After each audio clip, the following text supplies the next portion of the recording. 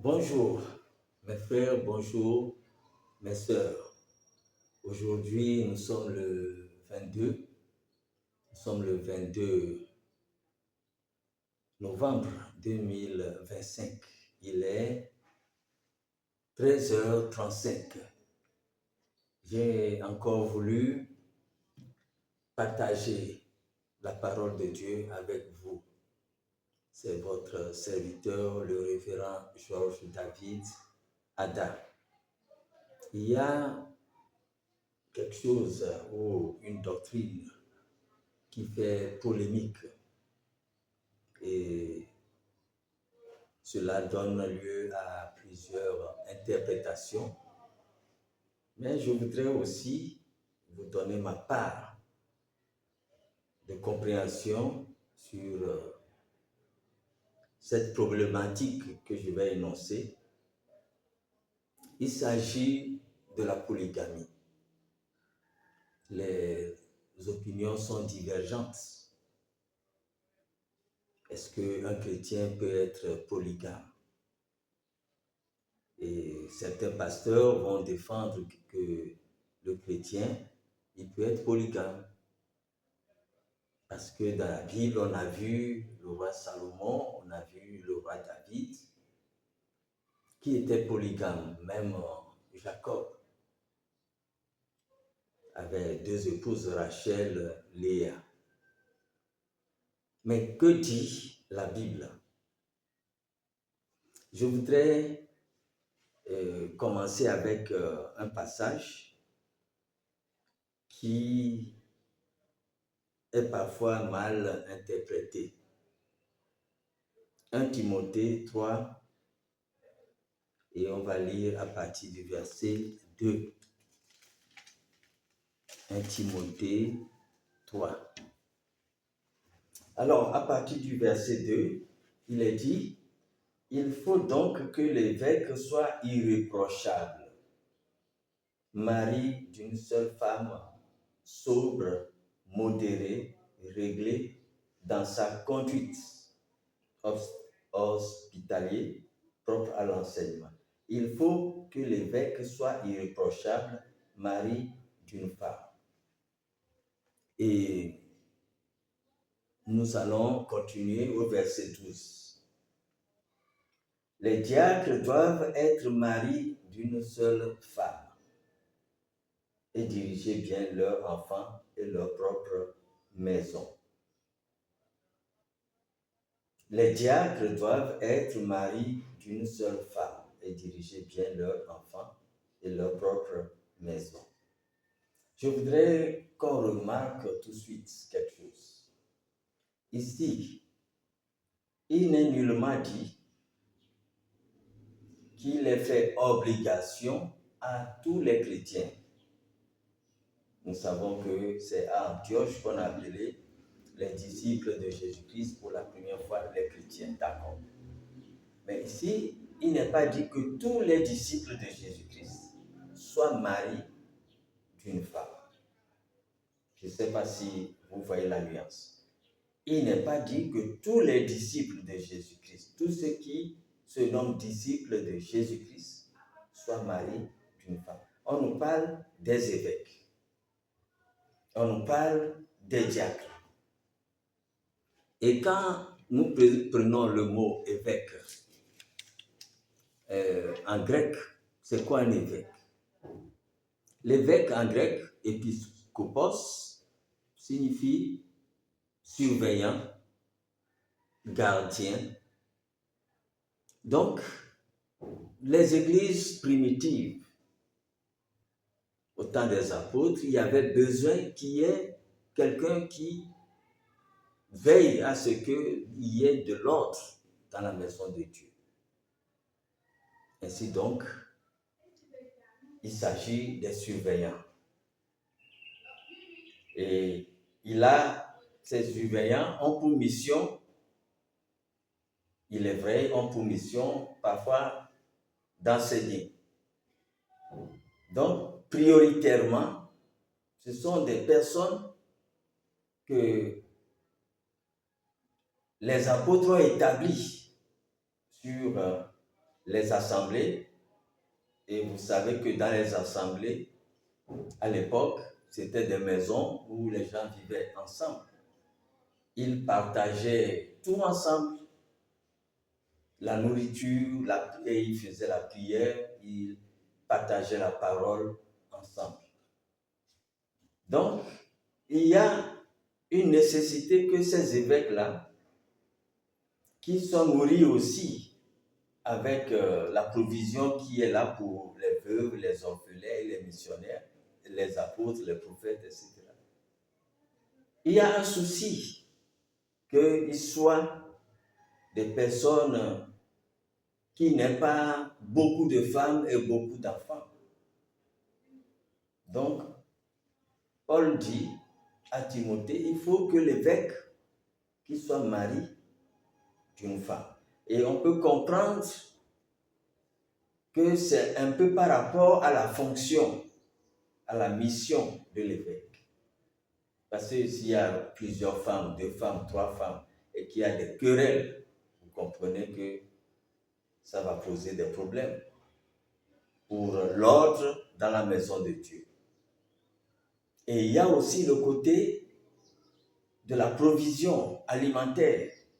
Donc, si l'évêque a plusieurs femmes, plusieurs enfants, vous imaginez que ce qu'il y a qui doit aider les veuves, les orphelins, et aussi ceux qui sont dans le sacerdoce, vous comprenez que à lui seul l'évêque, une bonne partie va aller à ses enfants et à ses épouses, il y a problème. Et c'est pareil pour le diacre. Le diacre, diakonos en grec, ce sont des serviteurs. Un temps, les problèmes de distribution de pain, de nourriture, etc., font que les apôtres ne pouvaient pas continuer à régler les problèmes de moi, je n'ai pas encore mangé, moi aussi j'en veux. Alors les apôtres se sont dit, mais on ne peut pas laisser la parole de Dieu, l'enseignement, la mission, pour nous mettre à faire la distribution de la nourriture, etc. Donc choisissons des diacres.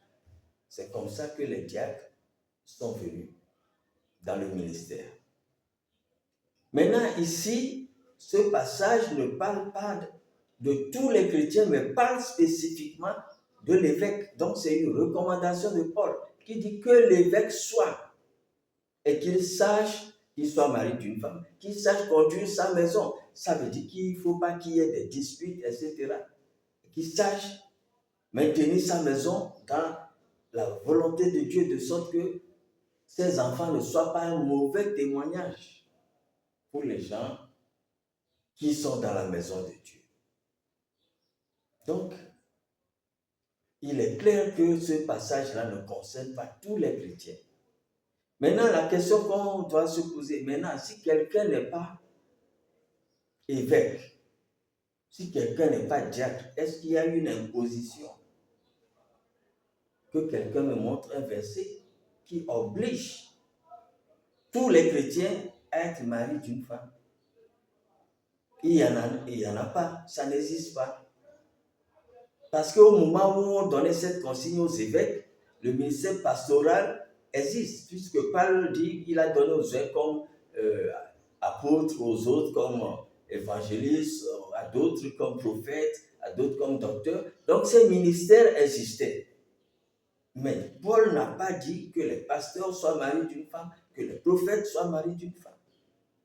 Et puis, nous voyons avec Osée, le prophète, la première fois que la parole lui est parvenue, Dieu lui a dit, va marier une femme prostituée et qu'on te donne des enfants de prostitution.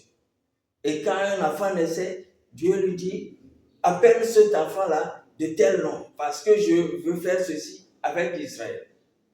Appelle l'enfant de tel nom, parce que je veux faire ceci, etc. Je ne vais plus pardonner leurs péchés. Et Dieu lui dit, va encore, épouse une femme qui a un amant, une femme adultère. Pour dire aux enfants d'Israël, c'est comme ça que moi je vous aime, mais vous avez choisi d'adorer d'autres dieux, d'aller vers d'autres épouses. Donc voilà Dieu qui dit à son prophète va prendre une prostituée. Et si Dieu demain voulait un signe et dit à son prophète va prendre 3 femmes, 4 femmes, que ça soit ainsi, qui va dire non? Donc, cette parole s'adresse aux évêques et aux diacres On ne doit pas généraliser cela à tous les chrétiens. Maintenant, je voudrais terminer. Nous voyons que Jésus même a donné la parabole des 10 vierges. Dans Matthieu 25, verset 1. Il dit, le royaume des cieux est semblable à 10 vierges qui entendent un seul époux. 5 étaient sages, avaient de l'huile dans leur lampe, et 5 autres n'en avaient pas. Et l'époux est venu à minuit. Celles qui ont l'huile sont partis. Maintenant, si la polygamie est un crime, un grand péché, comment se fait-il que notre Seigneur, qui connaît les choses spirituelles, les choses qui sont bonnes, si la polygamie est un crime, comment pourra-t-il prendre un mauvais exemple et comparer ce mauvais exemple avec le royaume des cieux? Notre Seigneur dit, le royaume des cieux est semblable à 10 vierges qui attendent un époux. C'est la polygamie. Si la polygamie est un crime, Dieu ne va jamais dire, ou Jésus ne va jamais prendre cet exemple de crime pour le comparer au royaume des cieux. Et excusez s'il y a des bruits un peu, des voix qui se lèvent, c'est l'alentour. Si on veut s'en tenir à cela, on ne peut pas faire un message. Donc vous voyez, ça veut dire clairement que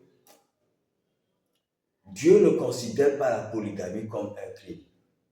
On nous a dit que Salomon avait 700 femmes et 300 concubines. Si Dieu reprochait quelque chose à Salomon, c'est le fait qu'il a épousé des femmes étrangères qui ont attiré son cœur vers l'idolâtrie, vers leur Dieu qu'elles adorent. C'est ça que Dieu reprochait à Salomon. Autrement dit, si Salomon ne s'était pas lié à des femmes étrangères, il n'aurait aucun problème avec Dieu. Même David avait des concubines. On a dit que Absalom est allé coucher avec ses concubines. Donc David avait des concubines. Et jusque-là, Dieu n'a pas dit tu es en péché. C'est parce que David est allé prendre la femme de quelqu'un d'autre.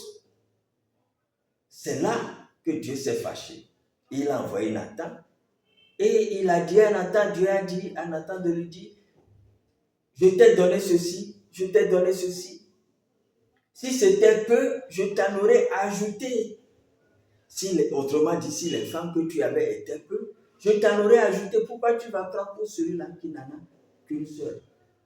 Même si l'autre n'en avait pas qu'une seule et il en avait 5, Dieu n'autorise pas qu'on aille toucher à la femme d'autre. Donc, moi, je voudrais m'arrêter ici. Je pense que la polygamie est une volonté permissive, même si ce n'est pas la volonté originale de Dieu, c'est aujourd'hui une volonté permissive. On a eu Jacob, qui avait Rachel, qui a pris Léa, ensuite même des sœurs, et puis aussi les servantes. Donc, soyons honnêtes pour dire que cette affaire de polygamie, c'est un avantage pour l'homme, mais pas un avantage pour la femme. Et les femmes qui découchent doivent savoir que même si ton mari ne voit pas ça, il y a les démons qui voient. Les esprits mauvais voient cela, autant que les esprits de Dieu, les anges, autant que le Saint-Esprit. Donc la conséquence viendra surtout des esprits démoniaques. Les esprits t'ont repéré. Et ce genre de péché, la femme qui est mariée et qui découche, tant que tu ne confesses pas cela à ton mari, cela ne te sera jamais pardonné. Parce que tu as offensé ton mari. C'est celui que tu as offensé, c'est vers lui que tu dois aller pour demander pardon. Quand tu voles le portable de quelqu'un, c'est à celui-là à qui tu as volé le portable, c'est vers lui que tu dois aller confesser. C'est ça qui est dit avec Jean-Baptiste. Les gens venaient, ils confessaient publiquement. Mais si tu vas chez un prêtre, chez un pasteur, priez pour moi, j'ai découché, j'ai commis l'adultère, cela ne te sera pas pardonné. On dit confessez vos péchés les uns aux autres. C'est à celui avec qui tu as commis le péché. C'est vers lui, envers lui, ou vers lui que tu dois confesser le péché. Parce que c'est contre lui que tu as péché. Ce péché-là, ce n'est pas un péché contre Dieu. Le péché contre Dieu, c'est l'idolâtrie. Mais quand tu tues ton prochain, c'est le péché contre ton prochain. Quand tu voles ton prochain, c'est le péché contre ton prochain. Et si tu veux être pardonné, c'est celui que tu as tué dans sa famille, tu dois aller pour dire, j'ai tué votre frère, votre fils. J'ai empoisonné votre fils, votre fille, avant que cela ne te soit pardonné. Autrement dit, tu peux confesser cela dans ta chambre, Seigneur, je reconnais que ce que je viens de faire est très mauvais. Ça ne te sera pas pardonné. Donc si c'est difficile pour une femme mariée d'aller confesser à son mari, j'ai découché, il est mieux de te préserver. Parce que tant que tu ne confesses pas cela à celui que tu as offensé, il ne te sera pas pardonné dans ce siècle et dans les siècles à venir. C'est ça qu'on ne vous enseigne pas. Et vous êtes content de tromper vos maris. Vous dites, tant qu'il n'est pas au courant, vous continuez. Vous allez dire à coach Amonti, oui, je couchais avec tel, mon mari est venu me surprendre. Donc, s'il ne t'avait pas surpris, tu allais continuer. Détrompez-vous. N'oubliez pas que vous allez mourir. Quand tu mourras, sache que ce péché va te suivre, tu rateras le ciel. Que Dieu vous bénisse. C'est le révérend Jean-David Adapou. Et j'allais dire président national du PNTS parce que je suis politicien aussi. Mais ce qui est important que je voudrais dire en conclusion, vous les femmes qui voulez imposer le célibat, pardon, pas le célibat, la monogamie, et qui pensez que si l'homme a des maîtresses, vous avez le droit aussi de faire vos bêtises. Sachez que l'homme est autorisé à prendre plusieurs femmes. Ce n'est pas aujourd'hui qu'on l'invente, c'est dans la Bible. L'homme est autorisé à prendre plusieurs femmes et il ne pêche pas. Là où il pêche, c'est quand il touche à la femme d'autrui. C'est ça l'adultère. C'est aller toucher à la femme d'autrui. Même si une fille est libre, n'est liée à aucun homme, et l'homme a des relations, il pêche contre son propre corps. C'est-à-dire que si la fille a des possessions démoniaques, l'homme peut être affecté. C'est pourquoi la Bible dit que celui qui va vers une prostituée souille son propre corps, pêche contre son propre corps. Il n'a pas encore péché contre quelqu'un parce que ce n'est pas la femme de quelqu'un. Mais s'il va toucher la femme d'autrui, il a péché, il a commis l'adultère. Et ce péché-là apporte beaucoup de malédictions dans la vie de l'être humain, de l'homme.